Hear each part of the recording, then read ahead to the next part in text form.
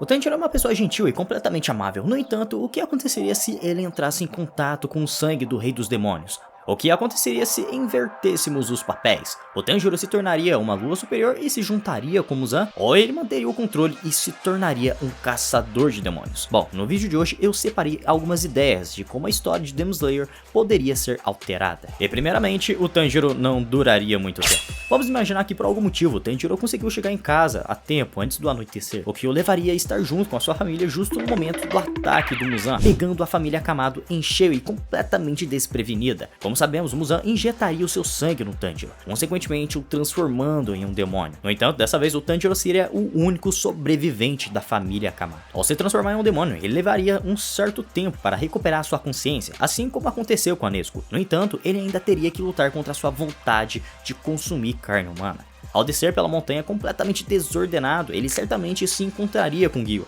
e morreria ali mesmo. O Hashira não teria piedade, retirando completamente todas as chances do Tanjiro de superar o sol. Com a morte do Tanjiro, o mundo de Demon Slayer entraria em completa tragédia. Dentro de alguns anos, todos os Hashiras estariam mortos. Seria um completo desastre para os caçadores de demônios. Teng levaria Aoi e as meninas para o Distrito Vermelho, consequentemente colocando-as em perigo. E como podemos ver, mesmo com a ajuda do Tanjiro Zenitsu e Inosuke, ele saiu bem surrado daquela luta. Então, Tengen e as suas 3 esposas não seriam suficientes para parar Daki e Gyutaro. Bom, de qualquer forma, o Gyoko acabaria descobrindo a localização da Vila dos Ferreiros. E como as luas superiores estão com a vantagem sobre os Hashiras, o Muzan não pouparia esforços para atacar a Vila dos Ferreiros, consequentemente desestabilizando a organização dos caçadores. E durante essa batalha, Muichiro, Genya e Mitsuri morreriam. A ajuda do Tanjiro foi essencial para essa batalha, mesmo que tenha sido de uma forma direta ou até mesmo indireta. Acho que nem preciso dizer que isso seria um completo caos. A batalha final do Castelo do Infinito provavelmente não ocorreria, pois não teria motivo para o Muzan se expor assim quando está com a vantagem.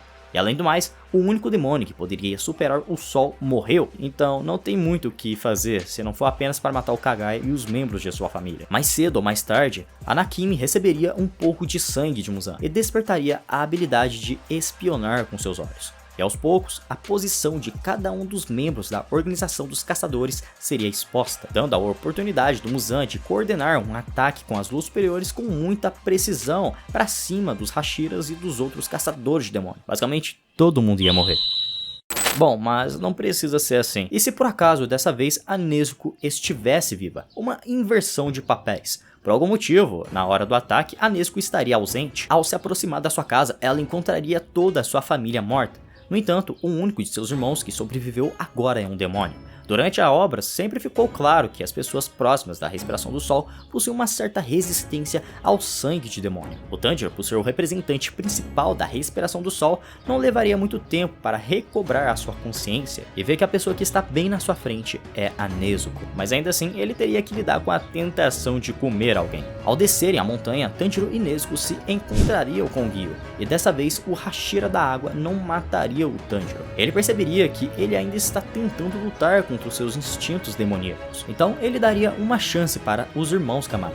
Gyo os enviaria para o Urokodaki, e lá a Nezuko seria instruída para dominar a respiração da água, e o Urokodaki usaria a hipnose para reforçar a humanidade do Tanjiro, como uma prevenção de que nada saia do controle. Por estar consciente, uma hora ou outra o Tanjiro dominaria a respiração da água, e como dessa vez ele está mais forte, possui um poder incrível de regeneração, ele dominaria rapidamente a respiração da água, e durante esse período ele descobriria que é capaz de superar o sol. Isso automaticamente chamaria a atenção de Muzan, e ele enviaria diversos demônios para ir atrás do Tanjiro. Eventualmente, o Tanjiro participaria da reunião dos Hashiras para decidir o seu destino, o que eles vão fazer com ele. Bom, como ele superou o sol, não tem muito o que fazer.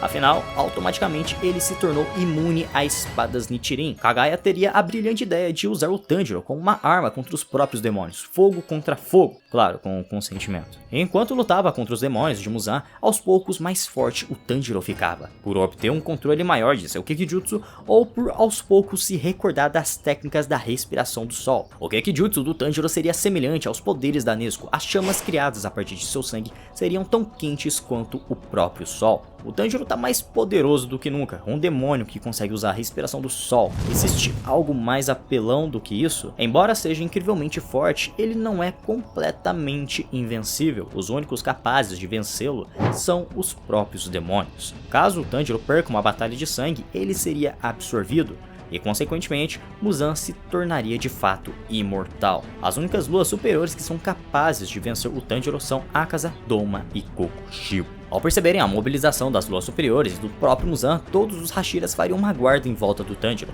A batalha final chegou. O Tanjiro facilmente venceria as luas superiores 6 até a 4. Com a respiração do sol, ele tem um poder suficiente para tentar uma chance contra o top 3. E com a ajuda dos demais Hashiras, o Tanjiro conseguiria vencer as luas superiores. E a batalha entre Tanjiro e Muzan seria extremamente violenta.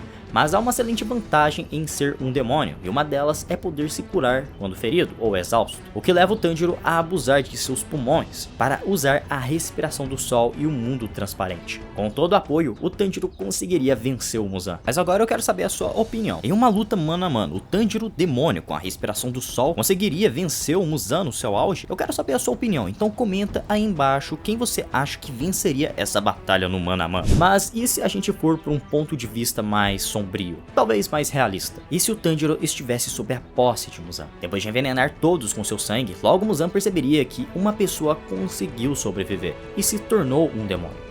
Tanjiro irracional estaria completamente no domínio de Muzan. Para aumentar o seu potencial, ele mandaria o Tanjiro comer os restos mortais de seus familiares. Esse é um caminho sem volta. Ao provar o sangue humano, ele nunca mais seria o mesmo. E a cada dia, a sua fome aumentaria. Ao conseguir mais carne humana, os poderes do Tanjiro aumentariam exponencialmente e chegaria a tal momento em que o Tanjiro seria exposto à luz do sol.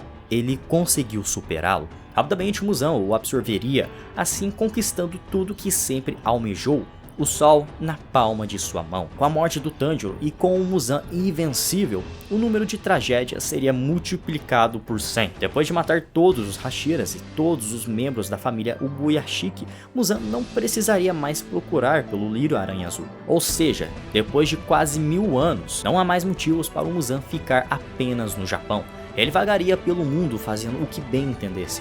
Mortes misteriosas, ataques e canibalismo seriam notícias em todo o mundo. Os demônios estão no topo da cadeia alimentar e não há ninguém que possa tirá-los de lá, a não ser que a organização dos caçadores e a Tamayo consigam produzir um antídoto antes que essa tragédia ocorra. Eu confesso que essa é uma ideia bastante sombria, mas você também já se perguntou o que aconteceria se o Yoruichi, o caçador de demônios mais poderoso do mundo, se tornasse um demônio? Bom, eu fiz esse vídeo aqui e eu vou deixar ele bem aqui na tela para você assistir, então é só clicar.